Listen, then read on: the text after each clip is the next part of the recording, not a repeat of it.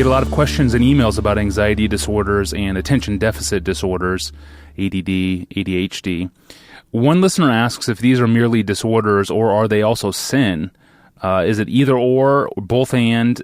Over the years, Pastor John, as a pastor, how did you process these questions over panic attacks, anxiety, and ADD? Well, as I've tried to think about them, and I have over the years, they really are pretty distinct issues. So let me separate them out, and maybe we can do ADD in its own podcast. But with regard to anxiety, the answer is yes. Paul and Jesus explicitly command us not to be anxious, so being anxious is a sin.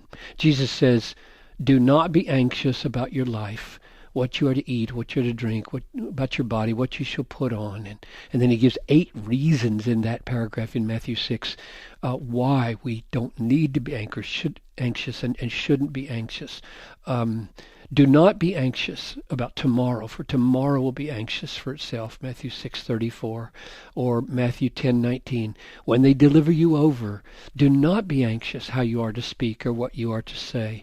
And Paul in Philippians 4:6, do not be anxious about anything, but in everything, by prayer and supplication, with thanksgiving, let your requests be made known to God. So yes, worry, anxiety is a sin. God wants us to trust His sovereign, all-wise, all-good, all-providing, all-protecting, ever-assisting care. This is a trust issue. And He wants us to do it so deeply that death itself is not the ultimate threat. Death cannot separate us from the love of God or rob us of our joy. So the godly opposite of anxiety is peace and contentment rooted in trust in God's promises. It's the experience of Paul's secret. I have learned, this is Philippians 4:11, I have learned in whatever situation I am to be content. That's the opposite of anxiety. I know how to be brought low and not be anxious about being brought low. I know how to abound in any and every circumstance. I have learned the secret of facing plenty and hunger. Now, hunger would mean I don't know where my next meal might come from. Abundance and need, I don't know if my needs are going to be met. And he's saying, I've learned a secret. I can do all things through Him who strengthens me. So that the great challenge to all of us is to trust God more and more, because, Tony, all of us are anxious. I mean, I hope the person who asked this question doesn't hear me say, yes, it's a sin, say, well, thank you, that's no help. Well, it is a help, because I'm joining you in it. There is no human being on the planet beside Jesus who doesn't struggle with anxiety.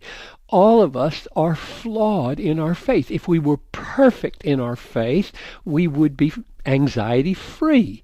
And the more we mature in faith, the more anxiety-free we are. But I don't think in this life there's ever been a person who, when faced with some new threat, some new danger, some new difficulty, doesn't have anxiety pop up in their life. And then, like the Psalm says, Psalm 53:6, when I am afraid, I put my trust in you. So there's this transaction that goes on as we deal with the remaining corruption and unbelief in our hearts.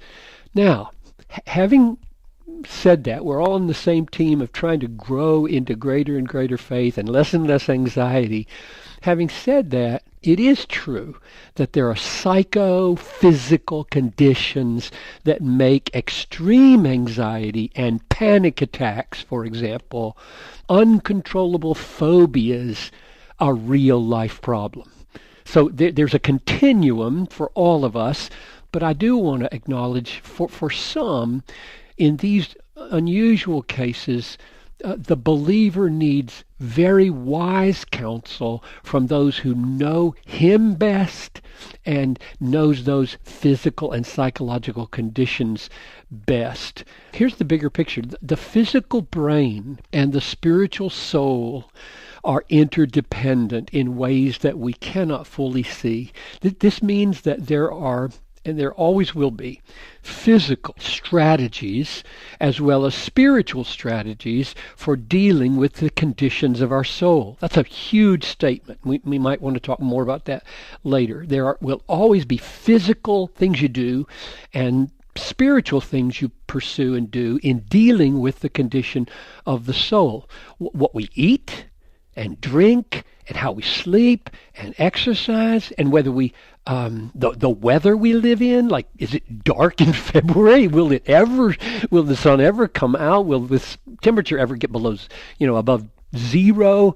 The lighting that we have at work, the sounds that we're surrounded with, a chirping bird versus a whirring freeway, all these things affect our psychological and our spiritual condition, which simply means that there may be extreme cases that require special physical efforts, including medication, that provide a kind of equilibrium where the more natural strategies can have their best effect. In other words, medication may bring a person to the point where they can avail themselves more effectively of the God-given natural strategies. And maybe later we could talk about how these work. I have ideas about how to sanctify these natural strategies. But for now, I just want to emphasize that yes, we ought not to be anxious, and yes, we are all anxious, and yes, God has provided wonderful resources both spiritually in His promises and physically with kinds of steps like get enough sleep in order to have the resources that He provides to be content. Good. Thank you, Pastor John. And on this topic of anxiety, back in episode 6, you addressed your nerves as you prepared to speak in front of 60,000 college students at Passion 2013. And that episode can be found early in the APJ archive. That's episode number 6. On anxiety and worry, is worth checking out Pastor John's book, Future Grace, and one whole chapter in the book, chapter 3, which is titled Faith and Future Grace versus Anxiety. We'll be back tomorrow to talk about attention deficit disorder. I'm your host, Tony Reinke. Thanks for listening.